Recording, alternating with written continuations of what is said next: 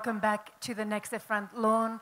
Thank you so much for your cooperation with keeping the aisles clear. It really makes our job so much easier and ensures everybody's safety and well-being. You're very welcome at this next session, Adaptations, brought to you by the Patrika Game Changer series. And our guests today are André Aciman, Chitra Banerjee Divakaruni, Irvine Welsh, Yann Martel, and they'll appear in conversation with Sandip Roy. Unfortunately, Vikram Chandra is not feeling well today, so he's been unable to join us. André Aciman is a memoirist, essayist, and New York Times best-selling novelist. In 2017, his novel, Call Me By Your Name, was adapted into a widely acclaimed film and named one of the top 10 films of the year by the American Film Institute. Chitra Banerjee Divakaruni is an award-winning and best-selling novelist, poet, and activist. Several of her books have been turned into plays and films, including the much-loved The Mistress of Spices. Irvine Welsh is the author of 12 novels, and both Trainspotting and its sequel, Porno, were adapted into iconic films by Danny Boyle. Yann Martel is a Canadian writer, the author of 5 works of fiction, notably Life of Pi, for which he won the 2002 Man Booker Prize, and Life of Pi was adapted for the screen and was directed by Ang Lee and went on to win 4 Oscars. Our moderator for this afternoon's session is Sandip Roy, the author of the award-winning novel, Don't Let Him Know, as well as being a commentator and radio presenter. Please join me in giving a very, very warm welcome to our speakers this afternoon, presented to you by the Patrika Game Changer series, André Aciman, Chitra Banerjee Divakaruni, Irvine Welsh, Yann Martel, and Sandip Roy.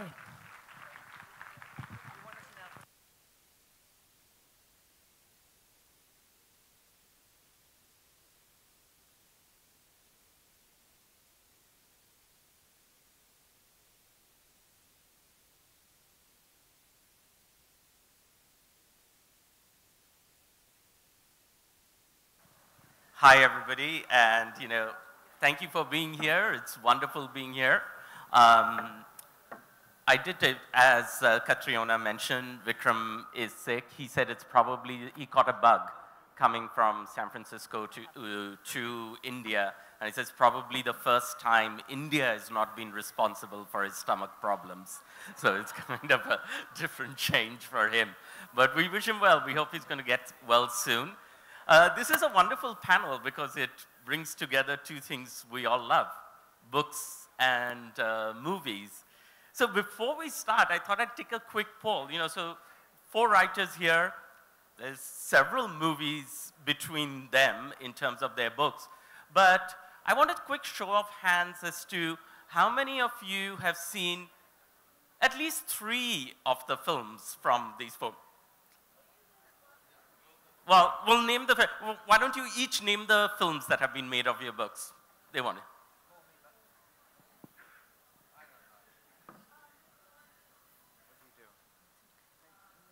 It's on. No, it's not. Is it on? Here, Call Me By Your Name.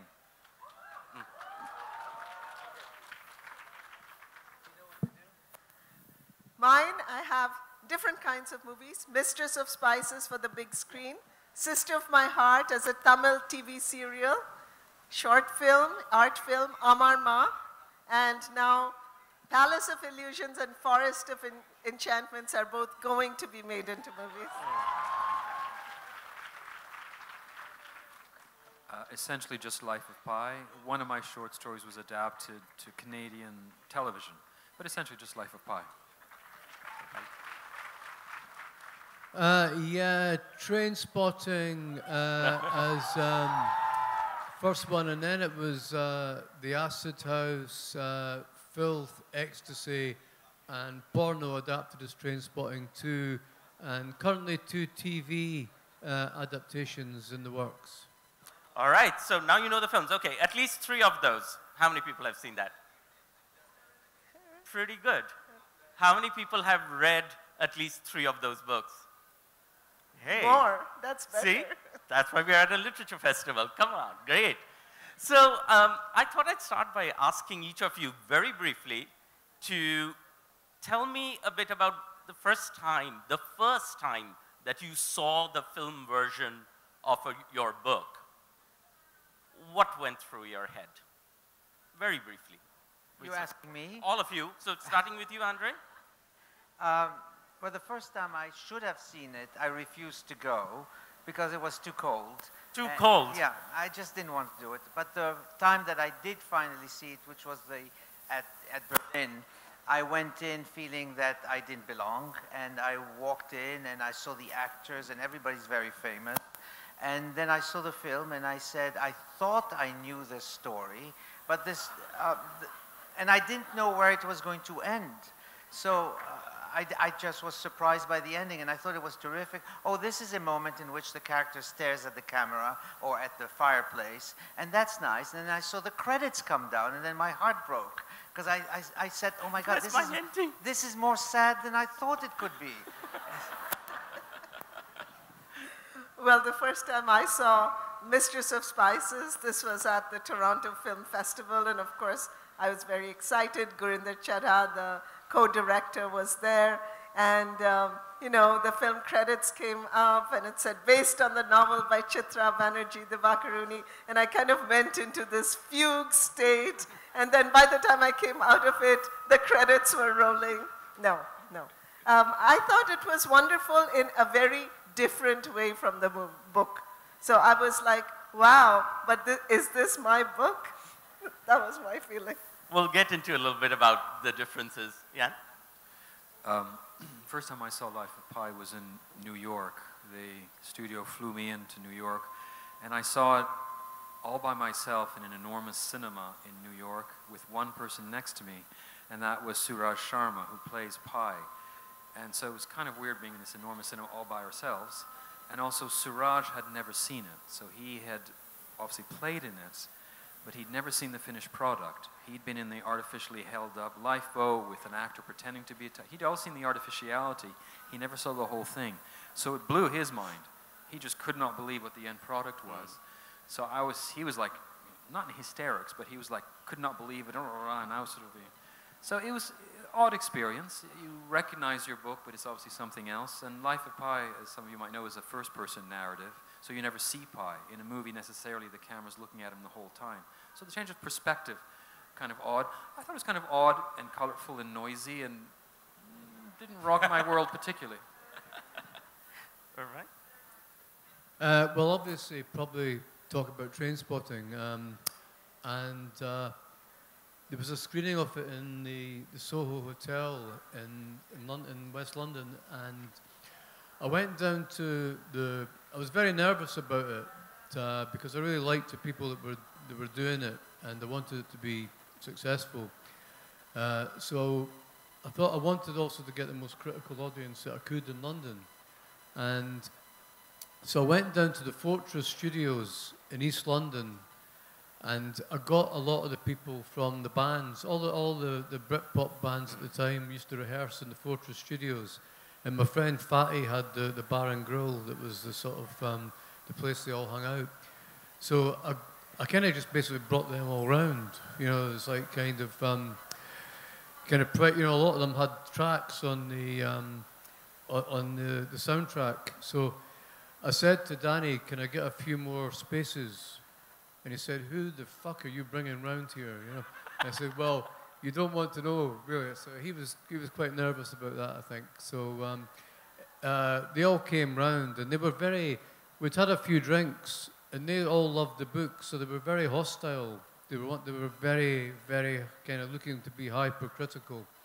And I was kind of, I remember I was sitting beside, you know, with Bobby Gillespie and Andrew Innes from Primal Scream on opposite sides of me. And I was just watching the screen, and I was watching them. And they looked very hostile at first, and they started to thaw, and then they started laughing, and they got into it, you know, that's never Begbie, you know, and then it was like kind of, yeah, this is great, you know. So they got into it, and they were very, very kind of excited and animated at the end of it, and everybody got very drunk and had a great time. There we go. before I go on, just as an aside, I read somewhere that Trainspotting is apparently the most shoplifted novel in British history. Is that true? And that's by me personally. I was very prolific. My thieving was very prolific back in these days. I've slowed down a bit now, but keep an eye on me in that bookstore.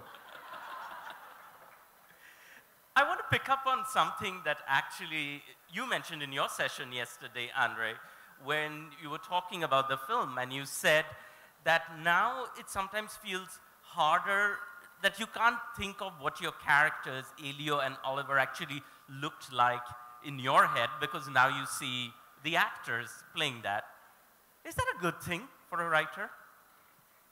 Well, I don't think it doesn't matter. You know, because you have something in you. And by the way, when you're writing a novel, you have an image of the character, but that image changes constantly. Over the course of it. Yeah, as you're writing, I mean, I had, Elio was at some point blonde, then he was dark-skinned, then he was white-skinned, and it just morphed all along. Well, he doesn't look at himself, so he makes references to his body. So, and those change all the, and I'm always worried that editors will catch you and say, that's inconsistent. Okay, they always do. He was blonde in chapter 2, you know, and now suddenly his dark hair has fallen on the pillow. I changed my mind, I'm sorry, okay? But basically,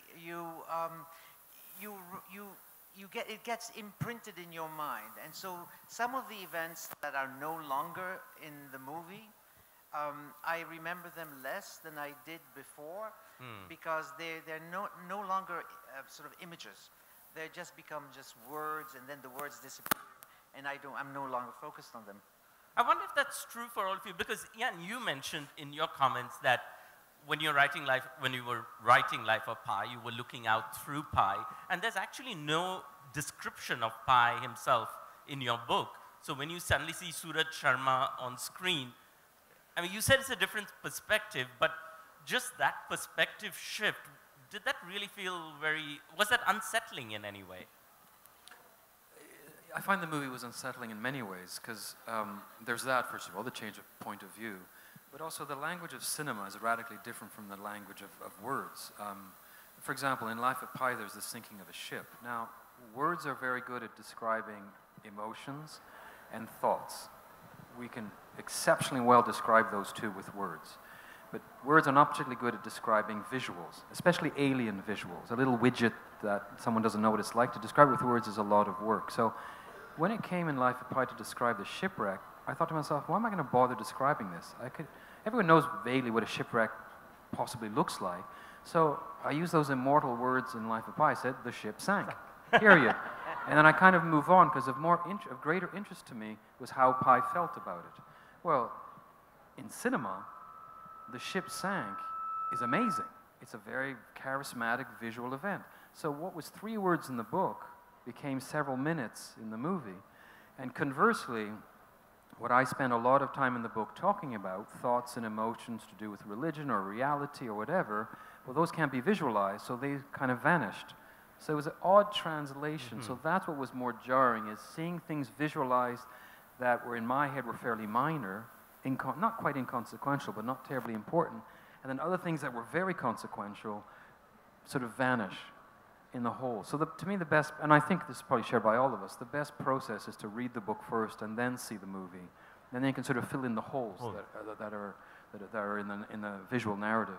But what about, for example, dialogue? When you're writing, say, dialogue, but when, say, an Irfan Khan in the film is talking, and you hear the Indian accent in it, does it add something? Like in your head when you were writing, were you hearing an Indian accent, as it were? Well, that's another thing. In my experience, and it's very different from Irvine's and the other, is dialogue in a book is very different from real dialogue. It's, you know, we rarely speak in complete sentences, and even more rarely in entire paragraphs. We're inevitably interrupted, or we lose track of what we're thinking. Or we say, you know. Exactly, we say, you know, exactly. So the dialogue, you know, it's like in Jane Austen. We presume, I can convince no one spoke like the dialogues like we speak in Jane Austen. We presume they do because they lived 200 years ago, but I bet you they didn't. They're just like us, as incoherent. So I find the dialogue from the book that appears literally in the movie isn't good, because we don't speak like that. Yeah. It's not as natural. So I think they're quite separate, and the translation has to be very able.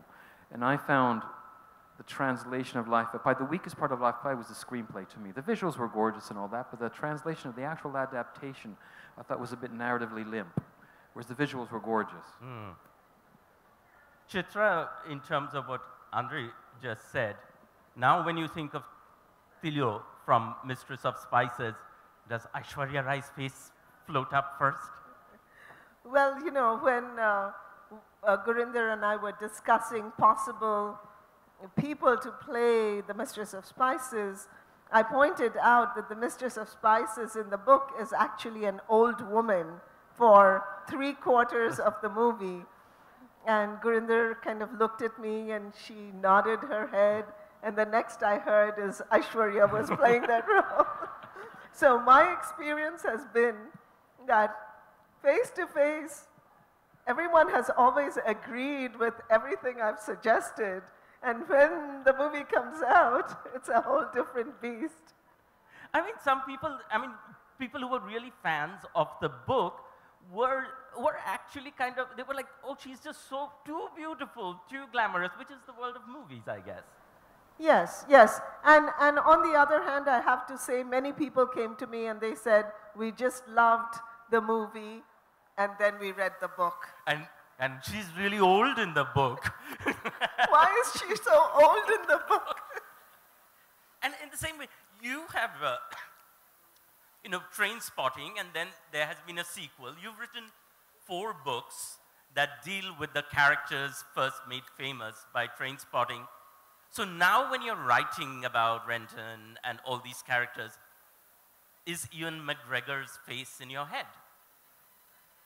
Yeah, the actors tend to take over, not just the screen ones, but also if you've been to a stage version, you know, you have the actor's face when you go to write. So the horrible thing is you have to go back and read these old books again, you know, to get your image of it, of that character as it was. And that's a terrible thing to do, to have to read one of your own old books. It's horrible. It's like homework, doing homework. You never want to see those things again once you've got rid of them. But yeah, I think it's interesting what you were saying there about the. I think the book is always better than the movie because everybody who reads the book is making a movie in their own head as they're reading it, and their movie is always going to be better than anybody else's. You know, you've got. So I think that's the kind of strength of the book really. It's kind of quite, you know, as somebody who loves books, you know, I love films and TV as well, but it's kind of quite depressing that now so many books are obviously kind of written not as books in themselves, but as waiting to be movies. As TV kind of future TV movies or future TV shows. And I must say that I'm kind of guilty in some ways of thinking in that way myself now. You know, I feel that there's always a kind of some kind of reaching beyond what's there. And I don't think it's been particularly good for my writing personally.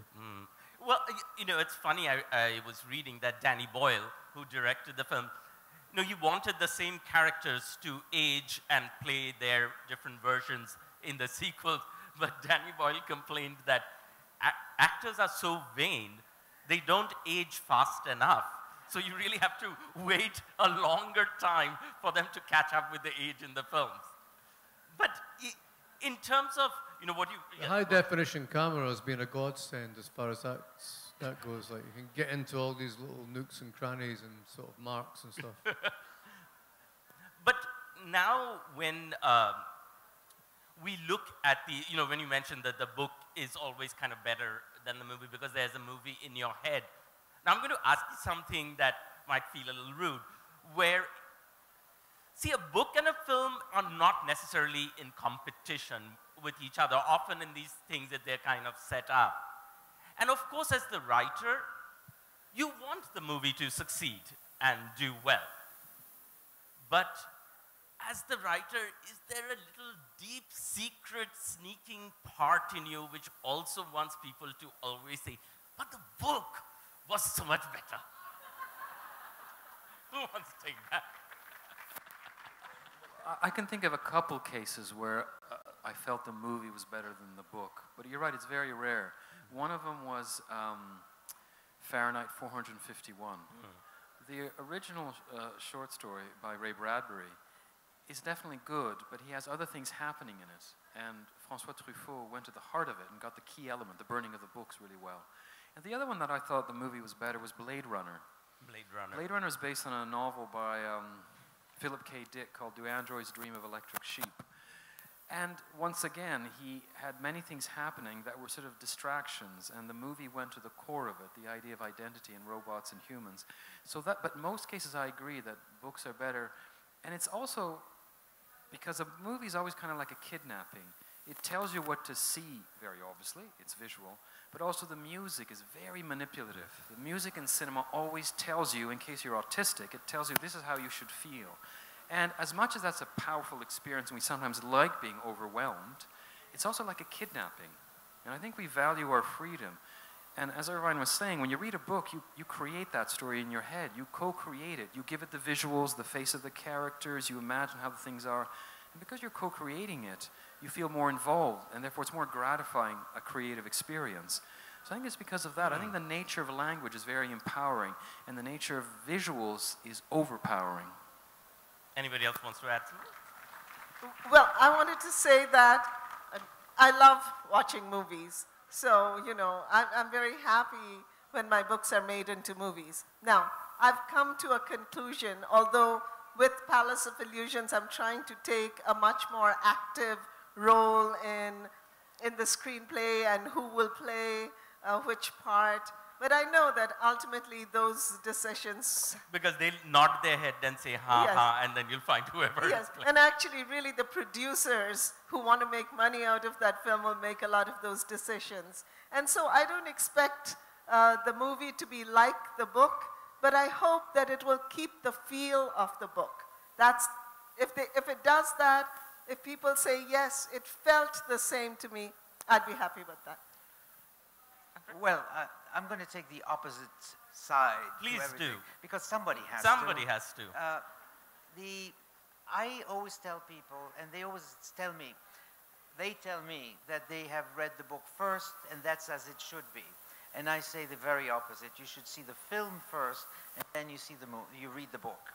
For a very simple reason, that when you read a book and you see a film afterwards, you feel that you still remember all those scenes that are lost in the film because they had to be lost. And then you feel cheated, even if the film is terrific, you feel cheated. What happened to this character? Oh, this character was totally sort of eliminated. Whereas if you see the film first and then you read the book, you have a kind of plot outline in your head. And then you see, but God, there's so much more in the book than there ever could have been in a film. And that's wonderful. So when you, I'll get to the sex question straight away. When Call Me By Your Name was made, did you think that there would be, were you bummed that there was less male frontal nudity? I shouldn't have said bummed when I was talking about male frontal nudity. But anyway, were you a little disappointed that there was less male frontal nudity in the film? Because James Ivory, in an interview, said, you know, it's kind of phony that people have sex and then they suddenly wander around wrapped in a bed sheet. Well, which is what you can do in a book. In a movie, it becomes dicier because people have contracts with, say, no frontal nudity and all of that. Right. Well, I mean, the typical joke is whenever you have a couple, a man and a woman in bed, and at some point after they've had sex, the man, you can see his tummy because he's covered in a sheet. But the woman is always covering her top. And you will say, well, why is she always covered? Oh, because I have a dirty mind and I want to see the rest. But the real issue is that you feel sometimes that the sex, to be honest with you, I describe seeing the sex act frontally and not obliquely enough, overpowering and sometimes something I don't want to look at. It's very much for me the same thing as when you see a drug addict injecting a needle. Yeah, that's your zone, okay. I don't like to see a doctor, okay, injecting someone with a needle, and you see the needle entering his skin and that little sort of drop of blood coming out. I don't want to see that. And I feel the same way about any kind of sex. Man, woman, man, man, woman, woman. There's a scene Man, in this... peach. No, that's special. That's okay? special. That you need to see. No, but I just don't like to see it. So I didn't mind the fact that it was overlooked. But there is a moment in the book, and in the book you have very, very specific and very overt sex. But you have a moment in the film when they are playing with their feet. Mm. And at some point I think that Oliver says to Elio, what are you doing? Because he's playing with their feet. He says, oh, nothing. And that for me was as good as any act of foreplay that you would ever see. Right. And then you see a tree. Okay, and you know exactly what's going on. Do you need to see it? No. We've seen a lot of Bollywood films. You do that, and then you go to the tree or the flowers. Well, Irvine. Yeah, I set you up for that. You set you up for that. She was smiling. Yeah, I think that again, it's it's a different language of cinema, and cinema is much more of a collaborative art form than the novel. I mean, I remember I was adapting one of my own books for a screenplay, The Sex Lives of Siamese Twins, and there's a kind of there's a sort of maybe about a 4-page in the book. The novel is about a 4-page kind of lesbian sex scene, which I kind of enjoyed writing, I must confess, and I was adapting this, and I thought, my God, I can't ask kind of actors to do this on screen, because it became kind of real in a way. So this 4-page kind of sex scene was just condensed to they make love. Let the director sort that one out. That's what they're getting paid for. But, you brought up the process of when you're writing, you can write anything. When you make films, it's different. So for each of you, I wanted to ask you, because writing is also such much more solitary activity, you're in your head, and then the filmmaking is such a huge collaborative activity, so many people are involved. Did you ever visit the sets, and then what did that feel like? To see somebody taking something that was actually just in your head, and then now this huge team of people are trying to bring it to life.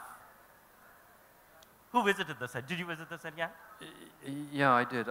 Life of Pi was filmed mostly in Taiwan, because Ang Lee was Taiwanese, and he's a superstar there, so they helped him enormously in ways that is uncredited financially in the movie. They gave him this enormous airport to use for free.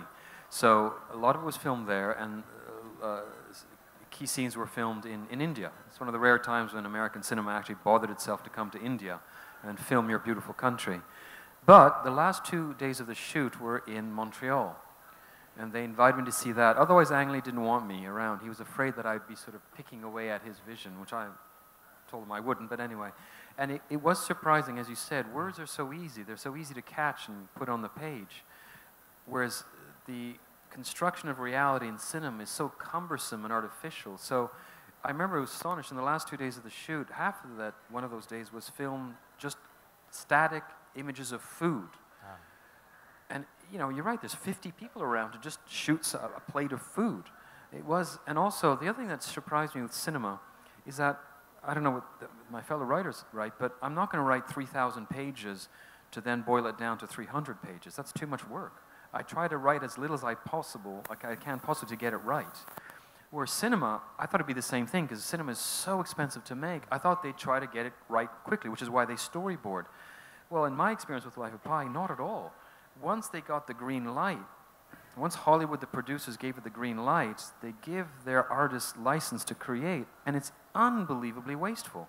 They film so many hours that are finally cut away, because I guess the fear is this won't please audiences, so we have to change it. Maybe they won't like the tiger, so let's, have it Life of Pi with a camel, maybe.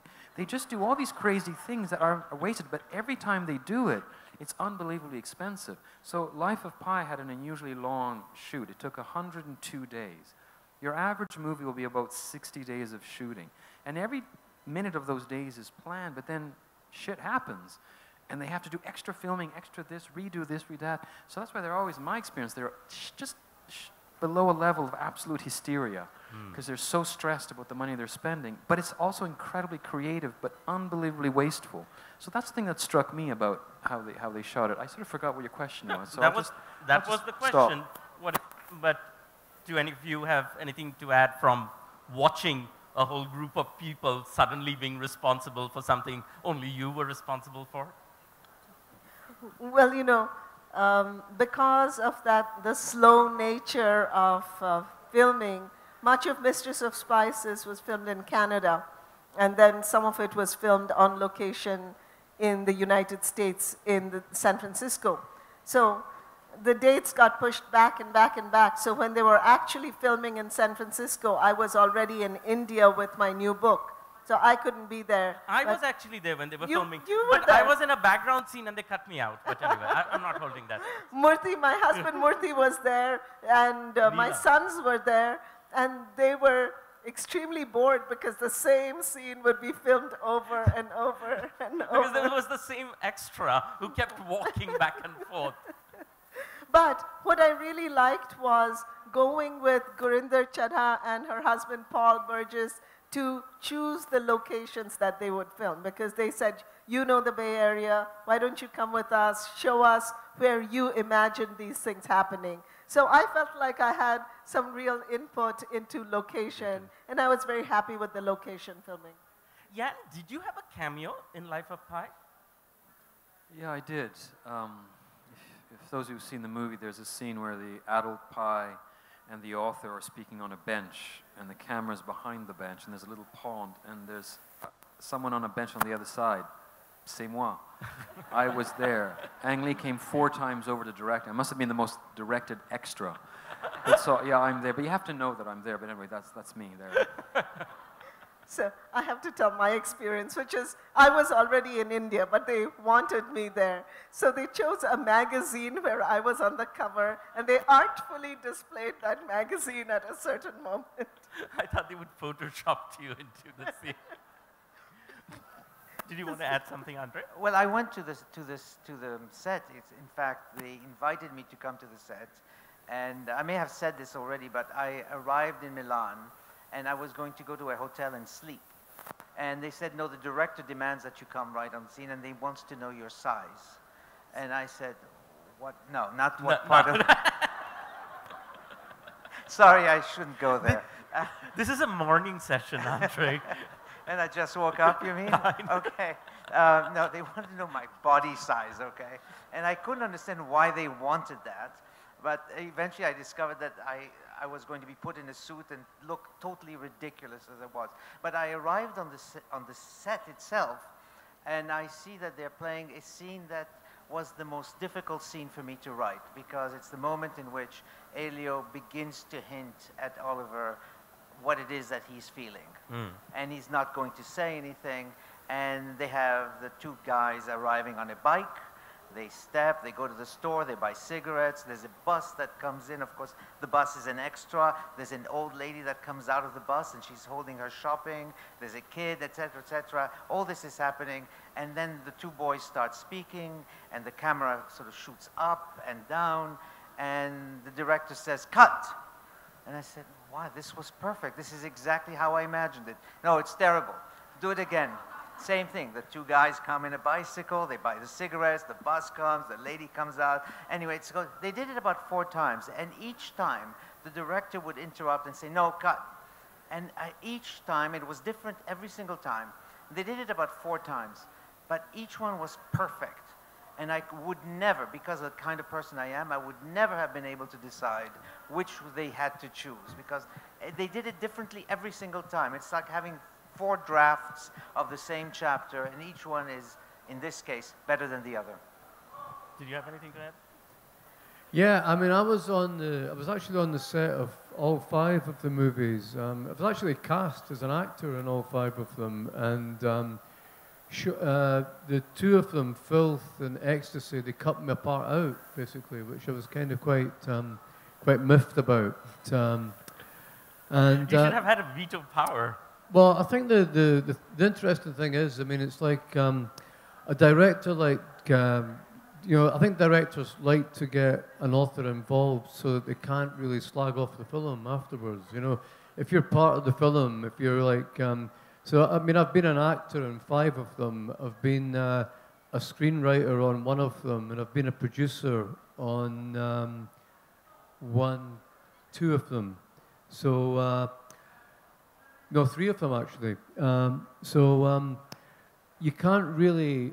They've kind of bought your silence in a way, you know, so you have to kind of go along with the collective. You can't be kind of obnoxious and say, oh, they've messed up my beautiful book. You know, you can't see it like that, but I think that any kind of adaptation is it's a win-win for a writer, really. I mean, your book is still there. It's not changed in any way at all.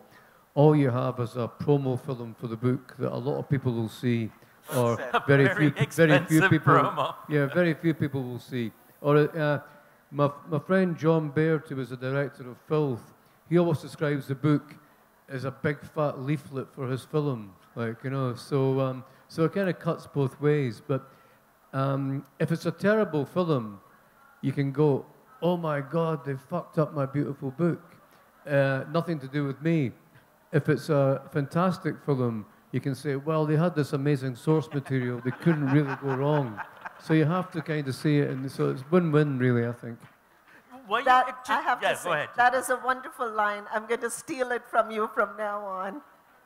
But that is, you know, when Mistress came out, and many people who loved the book were lukewarm about the film, you know, and I remember I was looking up, you know, New York Times gave it a review, and they weren't, you know, they said, oh, this is like chocolate, but what if Juliette Binoche says the chocolates became angry with her? And so were you able to do what he was talking about, as to distance yourself from Mistress of Spices, the movie, and Mistress of Spices, the book? Yes. And I was really very blessed because early in the process, I had friends who had gone through, who had had books made into movies, and they told me, you know, just spare yourself a lot of mental anguish. Just remember, the book is always yours. The movie is someone else's. And, you know, at best, it will promote the book. At worst, people will say the book is better. So, you know, it's kind of a win-win situation. And that's how I felt with when Sister of My Heart was made into a Tamil TV serial. By now, Suhasini Maniratnam. Suhasini Maniratnam, who's a wonderful director. And I have to point out the difference between movies and, you know, serials, because now some of my books are being made into serials. And I think the serial form lends itself much more to being like the book. So I was very happy with the Tamil production of Sister of My Heart. And we did a lot of talking back and forth. And I felt she was able to keep to the spirit. Well, we mentioned, and probably Vikram Chandra, who is not here, might well agree that perhaps the delay which ensured that Sacred Games became a Netflix series as opposed to a Bollywood film might have been good for a book the size of Sacred Games and the complexity of Sacred Games. Yeah, yeah? Well, I actually think that what cinematic adaptations work when the source material lends itself to cinema. So it's not necessarily that you need more hours of cinema because your book is so many hundreds of pages long. The premise has to be cinematic, and I think this kind of mistake that they made with Life of Pi is they figured that A Boy in a Lifeboat with a Tiger was inherently cinematic. They mistook the visual for the narrative. A Boy in a Lifeboat with a Tiger is just an image, and at most is an anecdote. What is properly, I think, the source of the interest in Life of Pi is not so much that as everything that surrounds it. The fact there's an alternate story, the fact there's an interrogation at the end of the novel between these investigators and Pi. The whole kind of mental rumination is, I think, what was part of the allure of the book. And to mistake the appeal of it in terms of cinema, in terms of the visuals, to think that the visuals guarantee a good movie, no, they had to work harder. So this summer, Life of Pi is going to be a play in England. It's opening in Sheffield, and they'll hope it'll move to London. And there I made sure that they say, listen, guys, the Tiger and the Lifeboat may be visually interesting, but don't think that that'll keep the story tense for 2 hours. It won't. You got to look elsewhere and use that as sort of a lure in, but the tension has to be elsewhere. So I think for a good adaptation, you have to have, you know, characters that speak, for example, obviously. You need tension between characters. Well, you don't have that in Life of Pi. You have a boy in a life, but with a tiger. Tiger doesn't speak. So already there, much of the appeal of a tense relationship fades because you can't use language. And also, something's changed from the book. You know, in the book, Richard Parker is more unknowable till the very end. In Life of Pi, there is an element of, because for the need for dramatic tension and arc, it's like it's trying to tame the tiger, you know, pats the tiger on the head. Yeah, there's that mistake of anthropomorphizing the tiger. I mean, really, I recommend do not touch a tiger. It'll rip your arm off. They want to do that. Yeah, so he was trying to do that to create that tension. But speak on the other side, yeah, movies can't necessarily think in the way a book's character thinks. But on the other hand, Andre, in Call Me By Your Name, at the end, when Elio is staring into the fireplace for a long time, it's incredibly moving to watch it in the movie. Is that something that's difficult in terms of writing? Is it an example of something a movie can do that sometimes is trickier in a book? Oh, totally.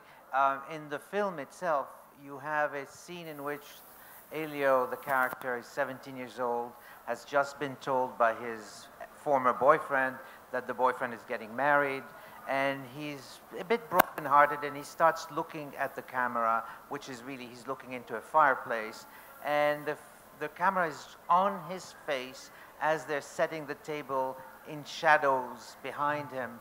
And you can see his mother and the maid putting the dishes on the table, blah, blah, blah, but they're not interrupted. And he's just staring at the camera, and he's doing nothing but staring, and occasionally he will sort of smirk. The smirk goes away. He might smile. The smile goes away. And then you see him tearing up. And then there's music in the background. It's Sufjan Stevens' song. And it goes on, and he starts tearing, but he's not actually weeping at all. And it goes on for about 4.5 minutes of staring. It has never been done in cinema's history. And of course, at some point, as I like to say, the credits come up, and you're shaken by the very fact that the credits appear, because once you see the credits, it means this is the end of the movie, and nobody's moving from their seat, and they all watch the credits. How many of you sit and watch credits? I never do. I walk away. I go to the bathroom. Okay? You watch the credits. Credit watchers here. Yeah, okay, I'm sorry, I take it back. I love credits. Okay?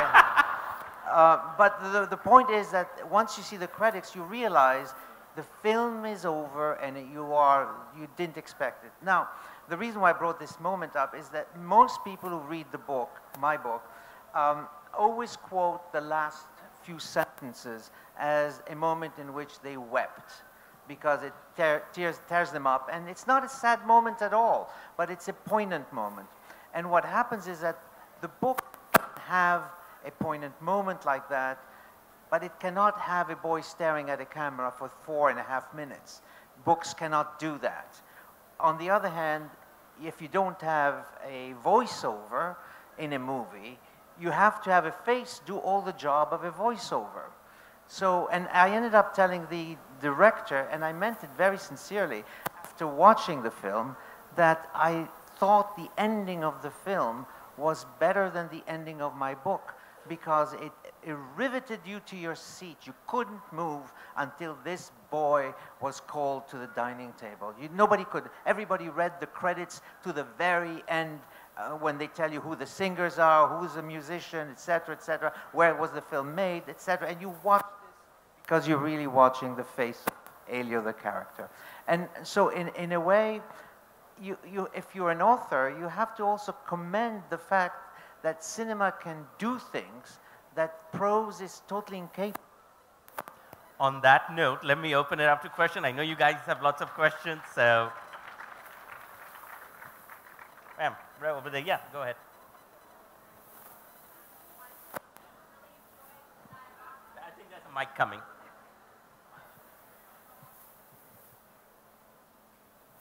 Please make the questions brief so we can get as much as we can. Absolutely. So I have kids who I suggest books to for them to read. Often now I'm finding some of the books I suggest to them have been made into movies. So the advice I'm asking is with respect to that. When a movie is made, it becomes the reference point for your piece of literature. And for a first-time reader, how would you advise that they read the book so they get what you were trying to deliver as the writer versus what the movie has created about how people talk about your book? Who wants to take that? I can start. Well, I think as we were saying on this panel, and our views are divided, but I'm with the people who say read the book first and read it slowly so that you're creating your own movie in your head. So then you already have your visuals, and that will direct you a little bit about how you should feel about various things and the themes of the book. And then, then the movie. So that's kind of my view. I don't know if it's the writer's place to tell the reader what they should think of a book or how they should read it. I don't kind of get that territory at all. I think, that everybody reads a book in different ways and have their own engagement with it, and you can't really sort of, you've done your bit really, you can't really be directing people as to how they should respond or think about your book. Let's take a question somewhere towards the back. Yeah, someone over, I think there's a lady in a pink scarf up there, yeah.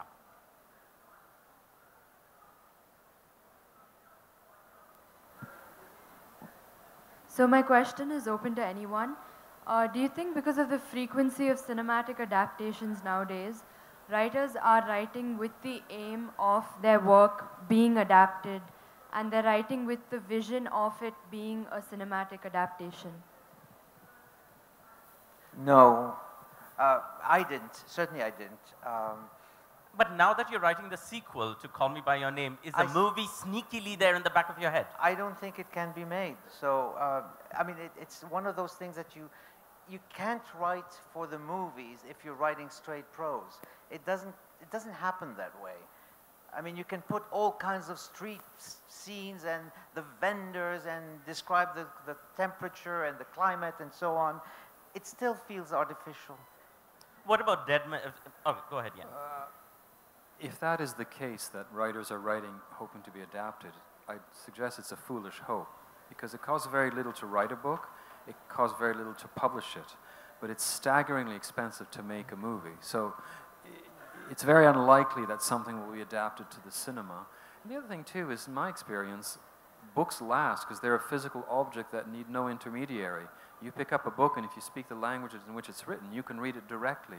Whereas once a movie comes out, it's only in cinemas for a short period of time, and then I suppose you can get it in DVD if you want to bother, but then you see the DVD, you have to get the DVD player. Nobody does DVD anymore, Yann. It's no one has DVD, sorry. No, well, then you have to get your Netflix subscription and hope it's there, but it just does, I don't find it's in the public eye as much or as long, whereas books are still around forever. So, and ultimately, if you're a writer, you should write because you love language, and if cinema likes your language, then that's okay, but you shouldn't write for the camera.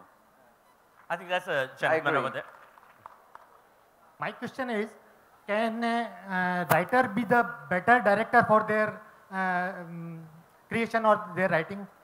A writer be a better director? Since you've been involved with so many of your film projects, do you think a writer can be a better director for a film? Would you want to?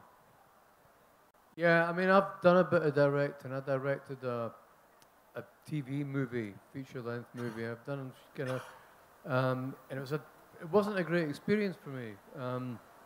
I think they are very different disciplines. And I think the great thing about being a writer is that you get to play God, and you don't have to deal with real people. When you're a director, you have to deal with actors, and that's terrible, particularly on low-budget movies. Because I said to.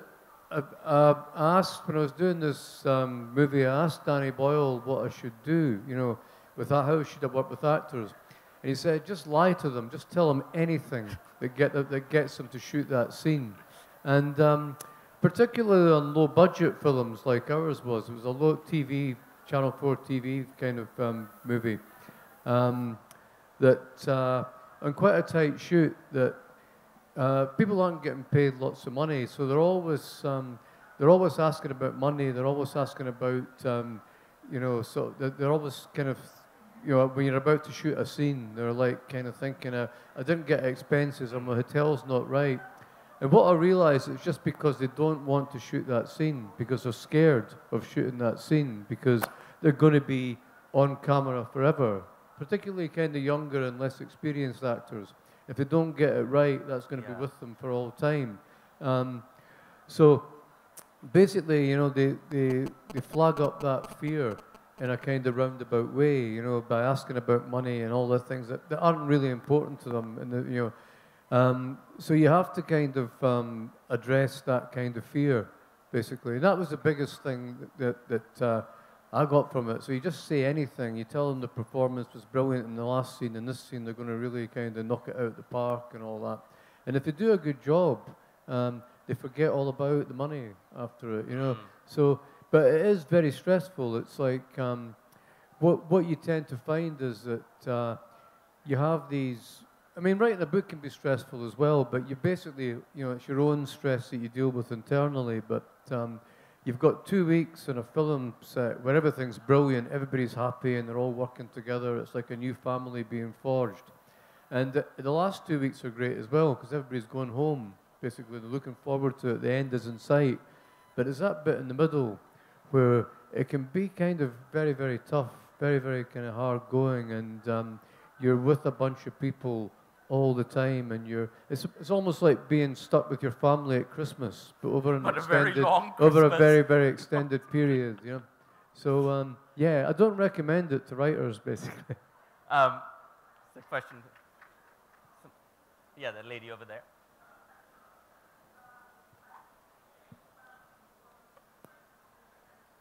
Hi, my question is actually, it's related, but it's about Shakespeare. But the reason is because he's the most adapted writer probably in history. So my question was, in India, Vishal Bharadwaj he made the Shakespeare trilogy, adapting the 3 great plays to the Indian context. Have any of you ever thought of your own writings being adapted to a different cultural context, or even seen them while you were writing as a piece of theater? Or was it just purely as a piece of literature? And do you see them being adapted in any other global cultural setting? Do any of you see that? The short answer could anybody. Do any of you see it?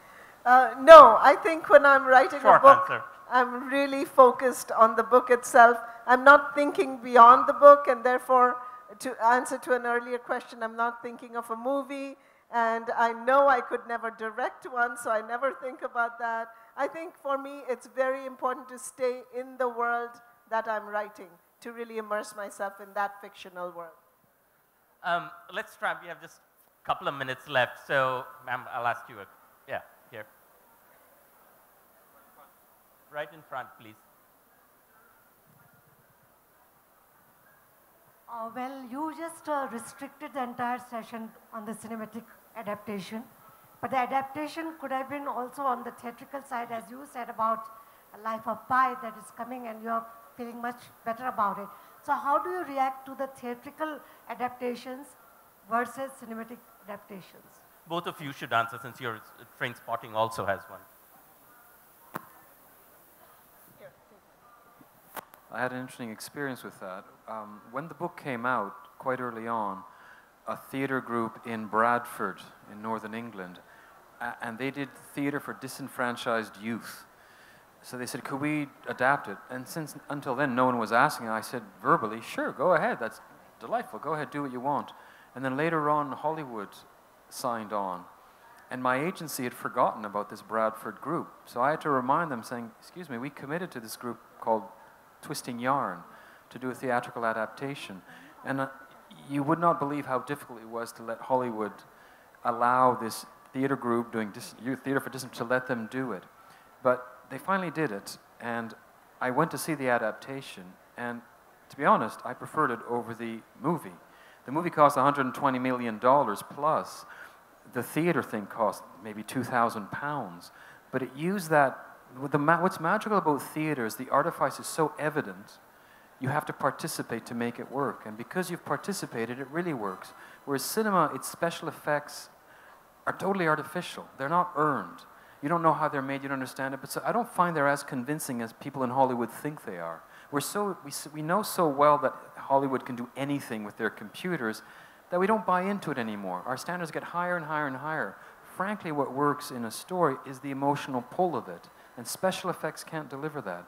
So it's funny how this theater adaptation, I much preferred to the cinema one, and I'm very curious as to what's going to happen this summer with the one in England. But I suspect that people will find it more effective than the movie. Yeah, I'd go along with that. I mean, it's, you know, Trainspotting, the movie's become such a big sort of cultural iconic thing, and the book has as well, but I think the best way to experience Trainspotting is the Trainspotting live production by a young theatre group that's touring the UK now. It's been all over. It's been in New York and Sydney, and it's just so powerful and sort of dynamic and kind of forceful and visceral that I go along. I wrote the thing, and I'm shocked when I see it. So it's a very, very powerful way to experience it. And there's another production. A one-man production of Filth on stage. And I think that's the best way to experience that. I mean, obviously cinema's a very powerful medium, and it draws in people, and they can consume it kind of, you know, they can find that you can find a cinema, whereas to find a stage play, it's usually only happening in one town at a time. But because the toilet is in the middle of the audience, right? The yeah, famous toilet scene from Trainspotting. I remember the last time I saw it that there was a group of girls out on some kind of hen night party, and they were all dressed in white, basically, and you know, it was a summer, and they sat down beside the toilet, and I thought, God, this is not going to end well. And sure enough, they all had to walk out. You know, some of them walked out, some of them were laughing, some of them were crying, but basically the night was over.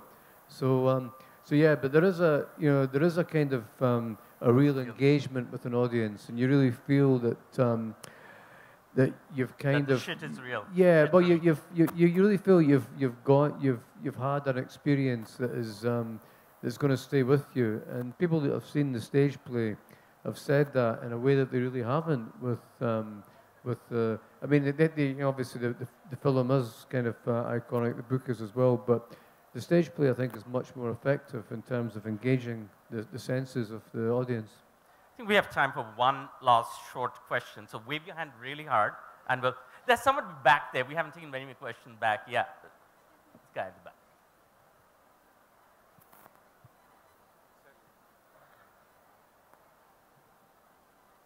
Okay, so hi. Ishiguro says something that, you know, art form, like cinema is a different art form, and a novel is a different art form. So he says that, okay, a book is adapted. So when a book is adapted, they're not adapting the same book, they're creating something new with it. They're creating a new form. So what is your take on creating something new and basing it on the source itself? So would you like to talk about that? Do you think of it akin in a way to a translation? Well, we have 23 seconds left, so I would say yes. It's a translation, and sometimes it's successful, sometimes it's not. On that succinct note, we have 12 seconds left. Does anybody want to? Yes, Chitra. I wanted to go back to the plays, because I think in some ways plays are so much more evocative. Now, Palace of Illusions has been made into a play, and obviously they couldn't create the huge battle scenes, etc., etc. But people were so clever in evoking the emotions, and that's what I really love about play adaptations. Thank you, everybody. You've been a wonderful audience. Thank you. Please join us in thanking our panelists. Thank you, Sandip. Please join me in thanking André Aciman, Chitra Banerjee Divakaruni, Irvine Welsh, Yann Martel, and Sandip Roy. This session was brought to you by the Patrika Game Changer series.